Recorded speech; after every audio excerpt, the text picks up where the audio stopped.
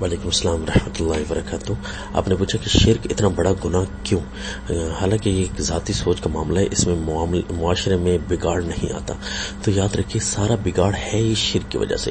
دیکھیے اگر سارے یہ ماننے لگ جائیں کہ اللہ تعالیٰ کا کوئی شریک نہیں ہے، جملہ انبیاء جس مقصد کے لیے آئے ہیں، سورہ الانبیاء میں آتا ہے کہ سارے انبیاء اس عظیم محنت کے لیے ایک کام کے لیے آئے ہیں، تو جب وہ سارے انبیاء ایک ان کا نقطہ اتحاد، نقطہ تقریر سب ایک ہی تھا، تو اس کا مطلب ہے معاملہ اتنا اہم ہے کہ سارے انبیاء اس کے لیے تشریف لائے۔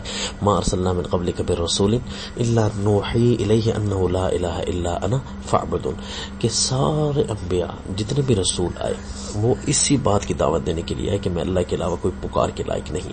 تو یہ سارے انبیاء جب ایک مسئلہ کے لیے آئے ہیں تو اب بگاڑ تب ہی معاشرے میں آ رہا ہے کہ جملہ انبیاء کی دعوت کو ٹھکرا دیا گیا۔ اب اگر سارے اسی ایک نقطہ پر متفق ہو جائیں کہ شرک نہیں ہے، تو پھر اللہ تعالیٰ کی ذات ہی کے احکام ماننے لگ جائیں گے۔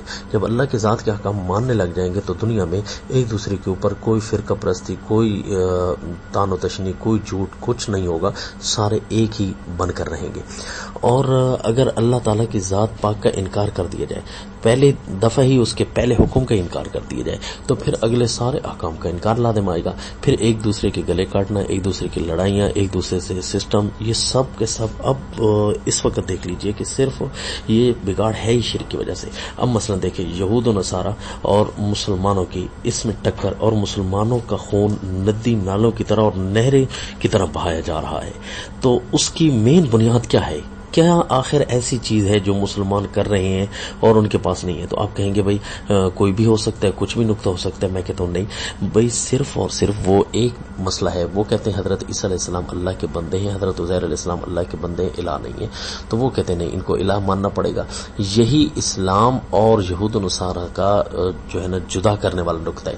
اگر اس ایک نقطے پر جمع ہو جاتے ہیں تو میرے خیال میں اگلے سارے کی ساری شریعت ان کی ایک ہو سکتی ہے۔ اب خود دیکھ لیجئے دنیا میں ایٹم بم کا وجود ہی اسی ایک مسئلہ کی خاطر آیا، تو کیسے نہیں کہہ سکتے کہ جو ہے اس شرک کی وجہ سے بگاڑ امت میں نہیں آ سکتا ہے۔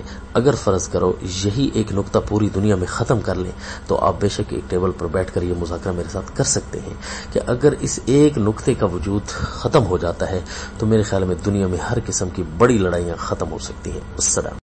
وعلیکم السلام ورحمۃ اللہ وبرکاتہ۔ آپ نے پوچھا کہ شرک کی تعریف کے متعلق، تو آپ نے آڈیو سماعت کی کہ شرک اتنا بڑا فساد کیوں ہے، تو اس سلسلے میں تعریف مختصراً عرض کرتا ہوں کہ اللہ کی ذات میں، اللہ کی صفات میں، ذات و صفات کے تقاضوں میں کسی دوسرے کو حصے دار بنانا یہ شرک کہلاتا ہے۔ اور توحید کی تعریف بھی اسی میں واضح ہو جائے گی کہ اللہ ذات میں، صفات میں، ذات و صفات کے تقاضوں میں اکیلا ہے، اور اس کو سمجھنا یہی توحید کہلاتا ہے۔ تو یہ ایک مختصر اور جامع بات میں نے عرض کر دی ہے، اور اس کے اب قرآنی حوالہ جات کیا ہیں اس کے لیے تفصیلی آڈیو سماعت کیجیے۔ السلام۔ وعلیکم السلام ورحمۃ اللہ وبرکاتہ۔ آپ نے پوچھا کہ شرک کی تعریف کیا ہے، تو یاد رکھیے شرک کا لفظی معنی تو یہ ہے ساجھا، حصہ دار، بھائیوال بنانا، جیسے سیدنا موسیٰ علیہ السلام سورۃ طٰہٰ آیت نمبر 32 میں ہے کہ اللہ تعالیٰ سے دعا کرتے ہیں اشرکہ فی امری، کہ حضرت ہارون جو میرے بھائی ہیں ان کو میرے نبوت معاملے میں ساجھا بنا، شریک بنا، یعنی میرا برابر کا بنا، تاکہ وہ بھی نبی ہو اور میں بھی نبی ہوں۔ تو اس کا مطلب ہے شرک کا معنی برابری، ساجھا بنانا۔ اور اصطلاح شرع میں شرک کی تعریف یہ ہوئی کہ اللہ کی ذات میں، اللہ کی صفات میں یا ذات و صفات کے تقاضوں میں کسی کو بھی شریک کرنا شرک کہلاتا ہے۔ تو یوں توحید کی تعریف بھی سمجھ آ گئی کہ توحید کیسے کہتے ہیں، اللہ کو ذات میں، اللہ کو صفات میں اور ذات و صفات کے تقاضوں میں اسے اکیلا سمجھنا، جاننا، ماننا، یہ توحید کہلاتا ہے۔ اللہ تعالیٰ کی ذات میں، یعنی اللہ کی ذات جیسا کوئی دوسرا حصہ بنا ڈالا جائے، جس طرح عیسائی لوگ کہتے تھے کہ ان اللہ ثالث ثلاثہ، کہ اللہ جو ہے تیسرا ہے، تیسرا حصہ ہے، تین مل کر ایک خدا بنتے ہیں، یا کہتے تھے کہ ان اللہ هو المسیح ابن مریم سورۃ المائدہ آیت نمبر 17 میں کہ اللہ وہی حضرت عیسیٰ بیٹے مریم کے جو ہیں وہی اللہ ہے، تو یہ اللہ جیسا دوسرا بنا لیا، تو یہ شرک ہوا، یہ مشرک ہوئے، یعنی یہ جو عیسائی لوگ تھے۔ اسی طرح آپ کو بعض اوقات یہ الفاظ سننے کو ملتے ہوں گے کہ نور وحدت کا ٹکڑا ہمارا نبی، یعنی اللہ تعالیٰ کا جو نور ہے، اللہ کی ذات ہے، اس کے چند ٹکڑے کر دیے جائیں اور ایک ٹکڑا ہمارا نبی کی صورت میں وجود میں آیا تو یہ اللہ تعالیٰ کی ذات کے حصے بنا دیے گئے، ٹکڑے بنا دیے گئے. یہ یوں کہہ دیا جائے کہ نورم من نور اللہ، کہ آپ صلی اللہ علیہ وسلم اللہ کے نور میں سے ایک نور ہیں، اللہ کی ذات کا گویا حصہ ہو گئے. تو یہ قرآن پاک کے اندر اللہ شکوہ کرتے ہیں مشرکین کا کہ سورہ زخرف آیت نمبر 15 میں کہ وجعلوا له من عباده جزءا، کہ اللہ کے بندوں کو اللہ کے لیے وہ ٹکڑے بنا دیتے ہیں. تو یہ اللہ کی ذات میں شرک ہوا، یعنی اللہ کی ذات جیسا دوسرا فرض کر لینا، اللہ کی ذات کا حصہ بنا ڈالنا. اور اسی طرح جس حضرت موسیٰ علیہ السلام کے قوم بنی اسرائیل انہوں نے ثم اتخذوا العجل من بعده وانتم ظالمون، سورہ البقرہ آیت نمبر 51 میں ہے کہ انہوں نے اللہ تعالیٰ کی ذات کے ساتھ ایک اور الہ تجویز کر لیا تھا، بچھڑے کو معبود بنا لیا تھا. تو یہ اللہ کی ذات جیسا دوسرا بنا لینا، یہ ذات کے اندر شرک ہوا. اسی طرح اللہ تعالیٰ کی صفات کے اندر کسی کو دوسرا بنا لینا، شریک کر لینا، یہ شرک کہلاتا ہے. سیدنا ابراہیم علیہ السلام سورہ مریم آیت نمبر 42 میں فرماتے ہیں لم تعبدوا ما لا يسمع، ابو جی آپ ان ہستیوں کو کیوں عبادت کرتے ہیں جن کے اندر یہ صفت نہیں ہے کہ وہ ہر کسی کی بات کو، اپنے معبودین کے ہر بات کو سن سکتے ہوں، ان کے ہر حال کو جان سکتے ہوں، دیکھ سکتے ہوں. ولا یغنی عنک شیئا، تو یہ اللہ تعالیٰ کی صفات کے اندر کوئی شریک نہیں سیدنا ابراہیم علیہ السلام فرما رہے ہیں. اور اسی طرح سورہ الفرقان آیت نمبر 3 میں واتخذوا من دونه آلهۃ، ان لوگوں نے اللہ کے مقابلے میں ایسے الہ بنا رکھے ہیں لا یخلقون شیئا، ان کے اندر یہ صفت نہیں ہے کہ وہ خالق ہوں، وہم یخلقون، حالانکہ وہ تو مخلوق ہیں. ولا یملکون لانفسہم ضرا ولا نفعا، وہ اپنے لیے مالک نہیں ہیں نفع نقصان کے لیے، تو کسی دوسرے کے لیے نفع نقصان کے کیسے مالک ہوں گے؟ تو ان کے اندر ملک والی صفت بھی نہیں ہے. ولا یملکون موتا ولا حیاتا ولا نشورا، نہ موت، حیات اور نہ دوبارہ زندہ کرنے کے یہ مالک ہیں. تو اللہ تعالیٰ کی ذات کے اندر جو صفات ہیں ان صفات میں اللہ کا کوئی شریک نہیں. یہی مضمون سورہ النحل آیت نمبر 20 میں بھی ہے. اور اسی طرح اللہ تعالیٰ کی صفت رازق ہے، مالک ہے، سمیع و بصیر ہونا، زندہ کو مردہ زندہ سے نکالنے والا ہونا، یہ اللہ کی صفات ہیں. تو اللہ کی صفات میں اللہ جیسا کوئی نہیں. جس طرح سورۃ یونس میں ہے کہ فرمایا قل من یرزقکم من السماء والارض امن یملک السمع والابصار ومن یخرج الحی من المیت ویخرج المیت من الحی، کون ہے جو تمہیں زمین و آسمان کی بلندیوں سے، زمین کی پستیوں سے رزق دیتا ہے؟ کون ہے جو تمہاری کانوں آنکھوں کا مالک ہے؟ کون ہے جو زندہ کو مردہ سے اور مردہ کو زندہ سے نکالتا ہے؟ اور کون ہے جو سارے عالم کی تدبیریں کرتا ہے؟ من یدبر الامر فسیقولن اللہ. تو یہ مشرک بھی اس بات کا اقرار کرتے ہیں کہ اللہ ہے. تو فرمایا افلا تتقون، پھر شرک سے کیوں نہیں بچتے جب یہ سارے کام اللہ کرتا ہے؟ جس طرح کہ آج اللہ والی صفتیں غیروں کے اندر ڈال دی جاتی ہیں. جس طرح پیران پیر حضرت شیخ عبد القادر جیلانی رحمہ اللہ، ان کی ایک تصویر الیاذ باللہ مشہور ہے، لوگوں نے بنا رکھی ہے کہ وہ کشتی کے نیچے ہاتھ دے کر بیٹھے ہیں کہ ان کو کسی مرید نے ڈوبنے کے بعد جو ہے نا پکارا تو انہوں نے اس کے حال کو دیکھ لیا اور ایک کشتی کو ہاتھ کے ذریعے انہوں نے نکال دیا الیاذ باللہ. تو یہ اللہ کی صفت کے اندر شریک ہے، حالانکہ اللہ جیسا نہ کوئی سنتا ہے نہ اللہ جیسا کوئی دیکھتا ہے. یا یوں کہہ دیں پیران پیر عبد القادر جیلانی رحمہ اللہ کے لیے کہ ذی تصرف بھی ہے، معزون بھی ہے، مختار بھی ہے، کار عالم کا مدبر بھی ہے، عبد القادری. تو یہ ساری صفتیں اللہ والی پیران پیر کے اندر ڈال دیں. یا کہیں احد سے احمد، یعنی اللہ کی ذات سے احمد تک، اور احمد سے تجھ کو، احد سے احمد اور احمد سے تجھ کو سب کن اور کن مکن حاصل ہے یا غوث الیاذ باللہ. پیران پیر کو اگر یہ کہنا کہ وہ اللہ جیسی صفتیں، اللہ نے سارے اختیار نبی کو اور نبی نے سارے اختیار آپ تک منتقل کر دی، اللہ نے ساری صفتیں اور طاقتیں آپ کو دے دی ہیں، تو یہ اللہ تعالیٰ کی ذات کے، اللہ کی صفات کے ساتھ شرک کرنا ہوا. جبکہ اللہ تعالیٰ تو فرماتے ہیں سورہ فاطر آیت نمبر 13 میں ما یملکون من قطمیر، وہ تو ایک کھجور کے اوپر، کھجور کی جو گٹھلی ہوتی ہے اس کے اوپر جو پلاسٹک نما چھلکا ہوتا ہے وہ اس کے بھی مالک نہیں. تم کیسے کہہ رہے ہو کہ ساری طاقتوں والے ہیں؟ تو یہ اللہ کی صفات میں بھی اللہ جیسا کوئی نہیں. جس طرح اللہ کی ذات میں کوئی نہیں، اسی طرح اللہ کی صفات میں بھی کوئی نہیں. اور تیسری چیز ہے اللہ کی ذات و صفات کے تقاضوں میں بھی کوئی شریک نہیں. دیکھیں اللہ کی صفت ہے نا سننے والا ہونا، تو اس کا تقاضا یہ ہے کہ سنے صرف اللہ تو پکارو بھی اسی کو.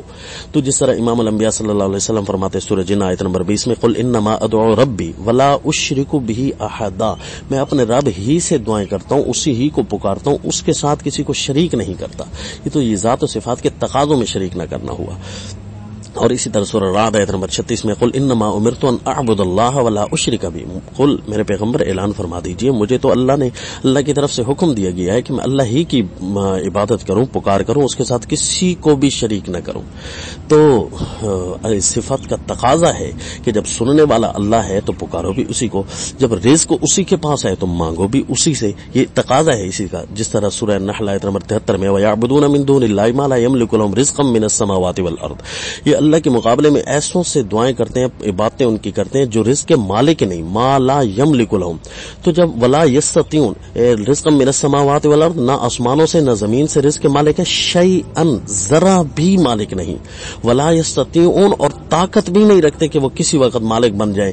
تو یہ جب مالک نہیں ہے تو ان سے تم کیسے لیتے ہو رزق کے لیے دعائیں, ان سے کیسے کرتے ہو؟ سورہ بنی اسرائیل آیت نمبر 56 میں ہے کہ یہ ان ہستیوں کو, ان اللہ کے بندوں کو پکارتے ہیں کہ قل ادعوا الذین زعمتم من دونی فلا یملکون کشف الضر عنکم ولا تحویلا. قل میرے پیغمبر فرما دیجئے, پکار کر دکھاؤ ان ہستیوں کو جن کو تم نے اللہ کے مقابلے میں الہ بنا رکھا ہے, وہ تو تکلیف ہٹانے کے مالک ہی نہیں ہے تم سے, اور اگر آنے والی ہو تو ایک طرف بھی اسے نہیں کر سکتے. ولا تحویلا, یہ کون لوگ ہیں؟ یہ بت نہیں ہے, لوگوں نے اللہ کے بندوں کو اللہ کا شریک بنایا تھا. وہ کون ہے؟ اللہ فرماتے ہیں اولئک الذین یدعون, اس سورہ بنی اسرائیل کی آیت نمبر 57, اس سے اگلی آیت ہے, اولئک الذین یدعون یبتغون الی ربہم الوسیلہ. یہ تو وہ لوگ ہیں جو اپنے خود اللہ کو پکار رہے ہیں اور اللہ تک پہنچنے کے ذرائع تلاش کر رہے ہیں. ویرجون رحمتہ ویخافون عذابہ, اللہ کی رحمت کو امید رکھتے ہیں اور اللہ کے عذاب سے ڈرتے ہیں. تو یہ ثابت ہوا یہ بندے ہیں نا, بت نہیں ہے. لوگوں نے اللہ کے بندوں کو اللہ کی ذات و صفات کے تقاضوں میں شریک کیا ہے, تو ان کو بھی اللہ تعالیٰ نے مشرکین میں شامل کیا. اللہ فرماتے ہیں ان الذین تدعون من دون اللہ عباد امثالکم, سورہ الاعراف آیت نمبر 194, جن کو تم پکارتے ہو وہ تم جیسے بندے ہیں محتاج, تم حاجت روا نہیں ہو تو وہ بھی تو حاجت روا نہیں تھے. اسی طرح سورہ یونس آیت نمبر 28 میں ہے کہ جب اللہ تعالیٰ سارے مشرکین کو جمع کریں گے تو اللہ ان کے الہوں کو بھی بلائیں گے. یوم نحشرهم جميعا ثم نقول الذین اشرکوا انت مکانکم, اللہ مشرکین سے فرمائیں گے یہاں ٹھہرو, اور فزیلنا بینہم, ان کے شرکاء کو بلا کر ان کے درمیان جھگڑا ڈال دیں گے. ہاں بتاؤ بھائی, انہوں نے کہا تھا ان کو ہم نے پکارا ہے اور تمہیں پکارا تھا انہوں نے, تو وہ کہیں گے اللہ انہوں نے تو ہمیں نہیں پکارا تھا. وہ کہیں گے کہ نہیں ہم نے ان کو پکارا تھا. فزیلنا بینہم وقال شرکاؤہم ما کنتم ایانا تعبدون, تم نے تو ہماری باتیں کی نہیں, حالانکہ مشرکین کہہ رہے ہوں گے ہم نے کی ہیں. تو اس سے اگلی آیت میں ہے فکفا باللہ شہیدا, وہ نیک لوگ کہیں گے پھر اللہ ہمارے اور تمہارے درمیان گواہ کافی ہے کہ جو ہے نا ان کننا عن عبادتکم لغافلین, ہم تو تمہاری پکاروں سے بالکل بے خبر تھے, ہمیں کسی کے آنے جانے کا کسی قسم, غافلین اسی کہتے ہیں نا, کسی قسم کا کوئی پتہ نہ ہو. اور وَإِذَا رَأَى الَّذِينَ أَشْرَكُوا سورہ النحل آیت نمبر 86 میں ہے کہ جب مشرکین دیکھیں گے اپنے شرکاء کو تو کہیں گے ربنا ہؤلاء شرکاؤنا, اللہ یہی ہے ہمارے شرکاء. وہ بندے ہوں گے نا, وہ بت نہیں ہوں گے. تو وہ فالقوا الیہم القول, وہ بات ان کی طرف ڈال دیں گے اور کہیں گے انکم لکاذبون, تم تو جھوٹے ہو, ہم تم کیسے شریک ہیں؟ تو اللہ فرمائیں گے انہوں نے تمہیں شریک تو کیا تھا. تو وہ کہیں گے اللہ ہمیں پھر پتہ نہیں ہے, ان کننا عن عبادتکم لغافلین, ہم تو ان مشرکین کی پکاروں سے غافل رہے, ہمیں کوئی پتہ نہیں. حدیث شریف مسند احمد میں ہے کہ آپ صلی اللہ علیہ وسلم کے سامنے جب ایک آدمی نے کہا نا ماشاء اللہ و شئتا, کہ اللہ چاہے اور جو آپ چاہیں, تو آپ نے فرمایا جعلتنی للہ ندا, کیا تو نے مجھے اللہ کا شریک بنا ڈالا؟ یعنی اللہ تعالیٰ کی ذات و صفات کے تقاضوں میں بھی اللہ کا کوئی شریک نہیں. اور آخر میں ایک آیت سناؤں گا, سورہ بنی اسرائیل آیت نمبر 111 میں ہے الحمدللہ الذی لم یتخذ ولدا, الہ بننے والی ساری خوبیاں اللہ کے لیے ہیں جس اللہ نے کوئی اپنا نائب نہیں بنایا. لم یتخذ ولدا,